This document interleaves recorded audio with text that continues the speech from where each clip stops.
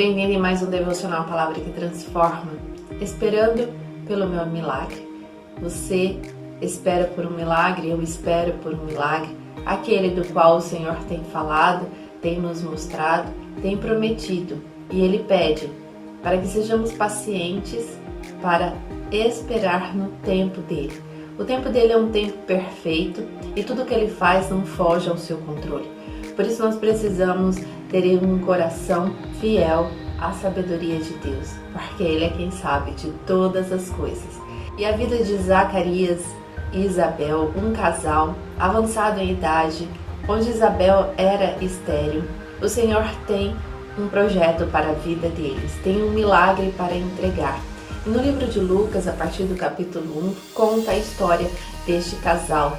Zacarias, um sacerdote, Isabel, sua esposa, estéril, à espera então deste milagre.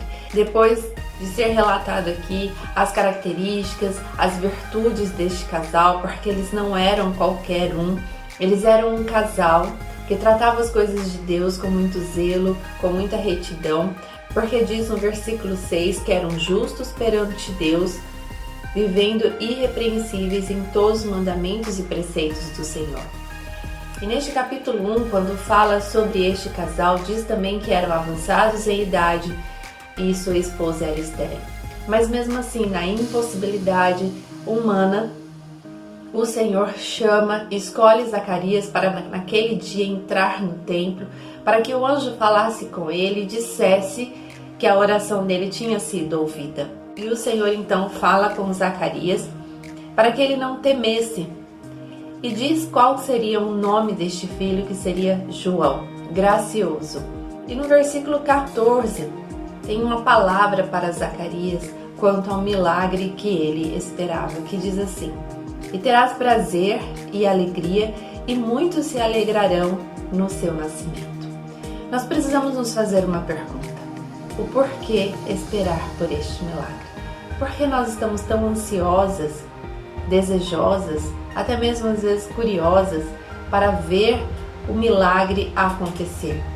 Qual é o motivo que nos leva a esperar por tanto tempo por este milagre? Por que precisamos nos fazer esta pergunta? Porque todo milagre vem de Deus. E se vem de Deus, tem um propósito. Então nós não podemos colocar os nossos propósitos, aquilo que nós imaginamos, aquilo que nós pensamos do que vamos fazer com este milagre, de como vamos desfrutar deste milagre da nossa maneira.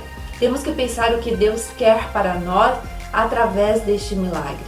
Não só para nós, para aqueles que estão ao nosso redor. Uma mãe, por exemplo, quando gera um filho, um milagre de Deus, e este nasce, ela tem todo um projeto para esse filho na sua mente, até mesmo a cor do quarto, até mesmo o jeito como ele será tratado. Imagina até a profissão dele, começa a imaginar tudo o que ela pensa que é importante, pensa que é agradável para este filho. E muitas vezes se esquece de perguntar para Deus qual é o propósito de gerar este filho. Qual é o chamado dele, como eu deverei tratar a caminhada dele para que ele seja um homem e uma mulher de Deus.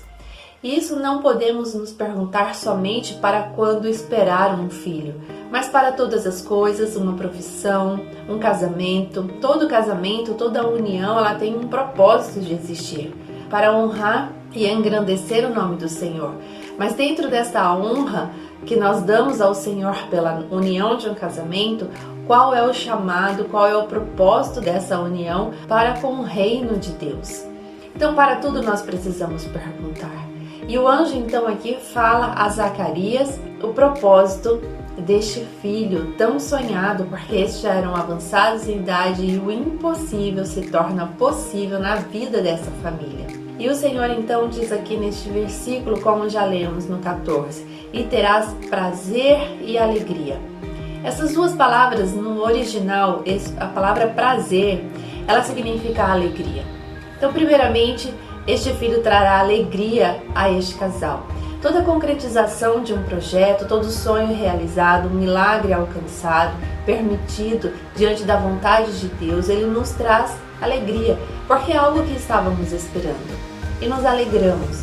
Mas ele diz ainda que, na próxima palavra, ele diz alegria. Ele diz que é uma alegria extremada, uma exultação, algo tão grande para a vida deste casal, que os corações se alegraram de tal forma que talvez ainda estes não tinham experimentado este sentimento. Por isso, o milagre que o Senhor tem para você, ele é tão grande, ele é de uma alegria tão extremada, que ele precisa te preparar, inclusive, para receber essa alegria, para que nós não nos percamos em nossos sentimentos e nos envolvemos de tal maneira com o milagre que nos esquecemos até do dono do milagre, que é o nosso Deus. Por isso o Senhor nos prepara, nos molda, nos ensina, inclusive para se alegrar de forma extrema com o milagre que Ele tem para você. E Ele diz que não somente este casal iriam se alegrar com o milagre que é João, mas Ele diz que muitos se alegrarão no seu nascimento. Ou seja, pessoas se interessariam por aquilo que estava acontecendo na casa de Zacarias e Isabel. Por quê? Porque este filho tinha um propósito maior daquilo que Isabel e Zacarias pensavam.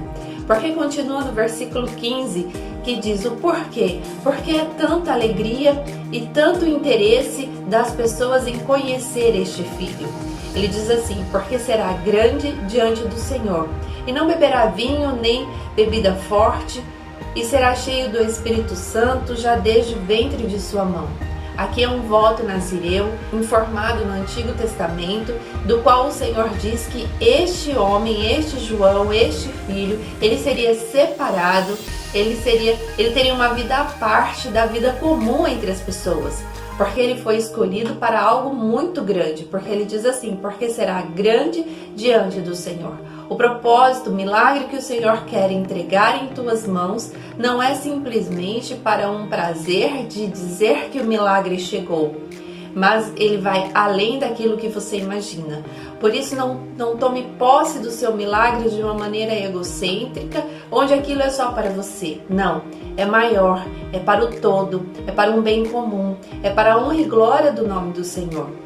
Então este trabalho que você vive hoje, que você identifica como um milagre ou que ainda vai chegar, ele não é simplesmente para colocar um valor monetário em suas mãos. Ele vai muito além, é uma missão, é um ministério que o Senhor tem entregue em tuas mãos para falar do nome dele, porque pessoas se converterão. Este filho tão esperado, que não é simplesmente para carregar nos braços e entender que a família cresce, vai muito além disso. É carregar nos braços, é enxergar uma família em crescimento, mas este filho tem um propósito, tem um chamado, e você precisa identificar no Senhor qual é esse chamado para que o caminho dele já seja formado dessa forma. O seu ministério, a sua casa que você tanto espera, a cura de alguém, a salvação de uma pessoa, tudo vai além daquilo que nós imaginamos. O próprio Senhor diz que Ele é quem sabe dos pensamentos que tem sobre nós. Por quê? Porque é um propósito maior daquilo que muitas vezes conseguimos enxergar. E precisamos então abrir a mão ao Senhor e dizer, Senhor, eis aqui o milagre que Tu me deste. Ana, quando Samuel nasceu, ela já tinha feito uma promessa com o Senhor dizendo que aquele filho seria do Senhor. Então tudo nós precisamos, Pai, o Senhor me concedeu, mas ele é teu, pertence a ti. Faça deste milagre o que o Senhor deseja para que haja um propósito maior daquilo que eu imagino. E ele continua no versículo 16. E converterá muitos dos filhos de Israel ao Senhor, seu Deus. E irá diante dele no espírito e virtude de Elias, para converter o coração dos pais aos filhos e os rebeldes, a prudência dos justos, com o fim de preparar ao Senhor um povo bem disposto. Havia algo maior do que Zacarias imaginava e provavelmente Isabel. João seria aquele que falaria aos corações sobre arrependimento, preparando o caminho para Jesus que viria. E ele fala aos corações daquele povo de uma maneira tão especial, direcionada por Deus com uma intrepidez, com uma ousadia, que somente com o Espírito Santo ele poderia fazer. E João foi assim, ele cresceu e fez grandes coisas neste lugar. mas não pode ser de qualquer jeito. Havia uma forma de agir. Ele deveria crescer segundo a direção de Deus. Todo projeto, para se tornar algo grandioso, ele é preciso ser preparado diante da direção que Deus tem te dado. É debaixo de oração, debaixo de leitura da palavra, não é de qualquer jeito. É da forma como Deus tem falado, para que haja um renovo, para que haja restauração de alianças, como fala aqui, irá diante dele no espírito e virtude de Elias, para converter o coração dos pais aos filhos e os rebeldes, a prudência dos justos, com o fim de preparar ao Senhor um povo bem disposto. Para tudo há um propósito, e é um propósito maior. Por isso, quando você orar pedindo a Deus que Ele conceda um milagre tão esperado, pergunte a Ele: Senhor, para qual propósito? Qual é o objetivo de esperar por este milagre? O que é que tu tens para este milagre? Se é a minha casa, que a minha casa seja uma casa de oração, que seja uma casa de convívio familiar, que seja uma casa que receba as pessoas e aqui as pessoas encontrem Deus. Se é um trabalho, Senhor, me mostre para quem eu tenho que falar sobre o Evangelho. Senhor, neste trabalho, onde quando eu colocar as plantas dos meus pés, onde os meus olhos fixarem, onde as minhas mãos tocarem, que haja prosperidade nesta empresa. Senhor, eu espero a conversão do meu esposo, não só para dizer que eu consegui, mas não, é para que este seja usado na sua obra, seja instrumento de conversão para outras pessoas. Senhor, aquele milagre que tu tens para mim, do meu filho, que este filho, que o Senhor me mostre quem será este filho, para qual propósito, porque nada que vem de Deus é pequeno, tudo que vem de Deus é grande, pode ser pequeno aos seus olhos, mas para o Pai não é. Por isso, converta o seu coração de entendimento de que tudo que Deus faz para a tua vida, de tudo que Deus quer entregar de milagre em suas mãos, não é somente para você, mas é para algo grande, é para a restauração de aliança. Fique com essa palavra e que Deus te abençoe em nome de Jesus. Amém.